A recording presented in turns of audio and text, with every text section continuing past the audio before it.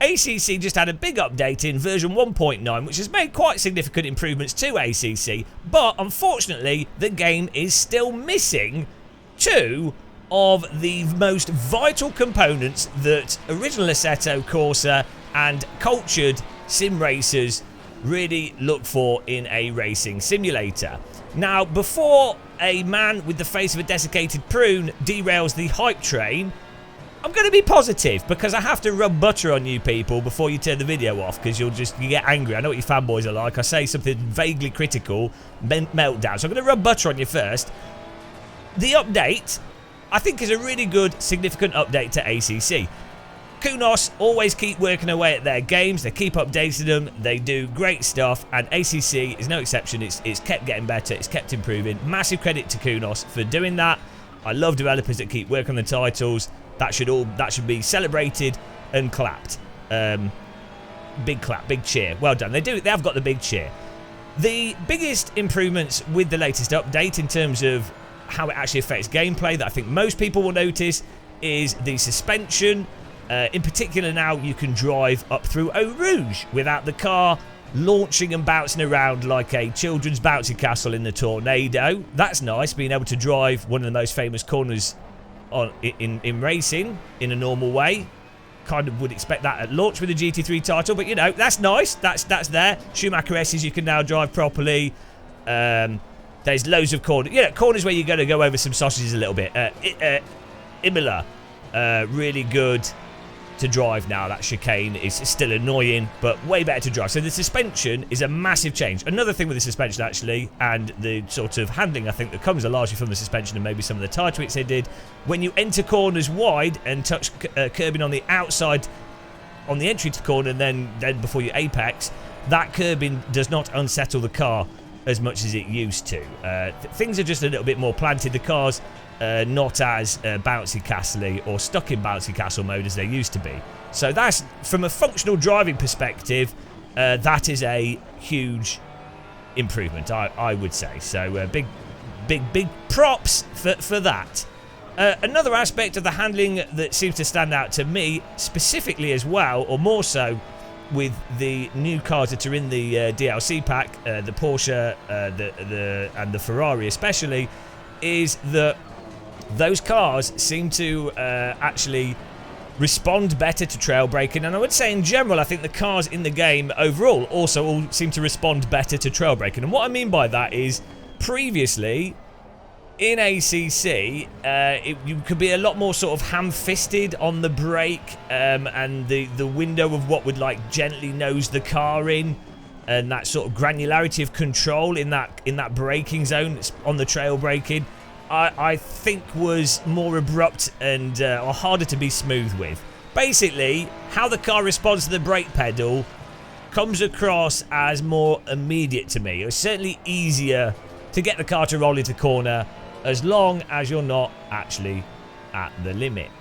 And lastly, of the big changes to the handling, I would say it's harder now to get the car into that train-like state. Like, it takes a bit more effort for the car to go into the ACC train slides. They're still there though, but it takes more effort for it to happen. And interestingly, the tyres do actually seem more dynamic in terms of tyre wear. And when they wear out, you'll go into the classic ACC train slide like you did before. But when they're optimal, that's much less likely to happen. Actually, the really significant thing, I think, and I noticed this in the Porsche, is the amount that the tyres degrade if you do slide around a little bit. Like, we're talking 3 or 4 slides and the tyres have degraded a lot. Now, I'm not entirely sure if that's from actual tyre degradation, temporary overheating. I haven't done more testing with it, but you definitely notice there's a lot more variability in the nature of the tyres whilst you're driving and how they change through the course of a race. Now, at this point in time, it's hard to know if that's a good thing or a bad thing, or realistic or unrealistic. So it could be, I can see how that could be really interesting for gameplay, rewarding people driving smooth and punishing people that overdrive, and how it could play into strategy. But then I can also see how if you're following close behind a car and as a result you may be sliding around a little bit more, makes it much harder to overtake in a series which is pretty bad for overtaking already, due to the genius idea of having ABS and traction control and how it all works. As you can tell, I'm a huge fan of GT3. I think it makes sense for endurance racing, but for sprint racing, which most people are doing, it's a bit of a weird type of car, let's be honest. But yeah, so it's interesting, and I like the nuance and the potential gameplay that comes from the tyres. Whether or not it's realistic, I don't know. Intuitively, to me, it seems like it might be a bit overdone, a bit oversensitive to the slides and the degradation from what I've seen of real GT3 driving and my very limited experience of spending a day at a racetrack with a car that's got slick tyres. But I don't know, it might be realistic with this specific tyres. I don't really care, to be honest. As long as it's fun and interesting in the gameplay, it doesn't matter. And it is what it is at this point in time. So, and which of us are going to actually drive a GT3 car in a race? You know, so, yeah, I think it's interesting. And it could be good, it could be bad. We'll need to find out. I'm sure there'll be lots of complaining either way, but that actually I think is one of the fun parts of sim racing, complaining, not the driving. Now there's loads of other changes they've done. You can go and watch Aris's videos. He talks about all the changes they've done, and of course you can just read through their entire release notes for the update. And if you really want to be a proper fanboy, you can just parrot those release notes, regardless of if you understand them or not, or regardless of if they actually have affected the game or not, or to what extent. You can basically just have your confirmation bias confirm that you are playing the greatest game that you are a fan of, as is tradition in all sim racing for each fan of each video game. So you can do that, but those things I mentioned are the most noticeable and most obvious things that probably apply to 95% of sim racers. So, the two things that are missing, though, unfortunately, we still don't have actual good force feedback. And what do I mean by that? You know, if you've watched the live streams, the Sermon of Muscle, you can also follow us on Twitch if you want to watch us there. You don't have force feedback, a range of dynamic load in force feedback to describe where the tyres are at on the limit, more specifically the front tyres. Now, you do have force feedback for the suspension loading. There's really nice track texture. There's really nice, it feels like tyre flex. There's really nice rumble and stuff from the road surface and suspension again. When you brake and you're turning, the force feedback like loads up. The new Porsche actually is particularly good for that rotational force, for you to then know that if you turn more or you get on the throttle more, you know, or lift off more, that rotation point is conveyed. So it's a bit like iRFFB actually in how it feels, bizarrely similar to iRFFB. So for rotation and that, for not spinning, the force feedback for not spinning is fine. It's always been pretty fine in ACC. It's a very easy game to not spin in, I personally find. But the force feedback for actually feeling out where the limit is, like you would in a real car through your body, or like you do in Assetto, which is the crux of Netcar Pro, Ferrari Virtual Academy, Assetto Corsa, the glorious days of Kunos, where they put force feedback in a game that actually made driving cars like driving a car. That, unfortunately, is still not in the simulator. You can memorise and learn how to drive, rote driving, and you can get good results with that. It's very much, effectively, the process to drive in ACC ends up actually being the same as iRacing, but it's way more forgiving. If you do go over the limit, you do get in a bit of a passenger slide, the game is way more forgiving. You don't slide forever. The grip comes back. I think the time model and physics are just way better in ACC compared to iRacing. But the fundamental driving process, in terms of going fast, is a piano recital of driving. Slightly analog piano recital of driving. So, unfortunately, it's not welcome in the Church of Force feedback, and the DD girl is crying. Sad, but true. And the other thing that's missing is what the legend David Greco of ancient fame and Codemaster fame now would call combined slip. Unfortunately, ACC really does not have that zone of combined slip where you can really sort of micro drift a car through corners nicely in a way that's productive for lap time, which is one of the most satisfying components of real-world driving and the original Assetto Corsa Netcar Pro FVA. Now, they might be overdone in those other games, but at least it has it. Pretty much, AC is like the god of this component of a car that's fundamentally balanced at the limit. Honestly, it's the most satisfying thing of real-world driving, and you know, it's really, I don't think it's particularly there in the sim. It's more forgiving now than it used to be. The tyres are definitely more forgiving, but that happy zone of joy just isn't there. I'm going to have to clarify this even more because I know you guys are pulling your hair out. You'll be more bold than me. It is the process of driving that you do in iRacing in ACC. So you go into the corner, you need to nail the braking, but you basically, the option is to go through and be right under the limit, or you preemptively do it such that you're in a slight power slide, but that power slide you really don't have control of, and it's very much like a binary, especially when you're absolutely on what you can get out of the corner, like when you're really up there in the top lap times, basically, or for what's possible with the car setup you've got. It's very much like a binary process. This is iRacing in a nutshell. In some ways it's satisfying because when you nail it in a car in iRacing in a lap, you know that there's no more you could get from that car with that setup, because it's like, oh, well, that's it, done, it's done. I've pressed the pedals and turned the wheel perfectly. Like it's so binary, it's hilarious.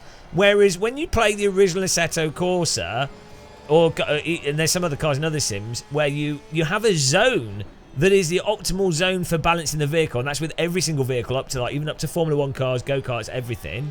There's this zone that you're holding a car in rather than a binary point. At the crux of what's the fastest lap time, there is always a zone seemingly of infinite depth to make you feel like, to make you always feel like I could have done that a tiny bit better. I could have done that a tiny bit better.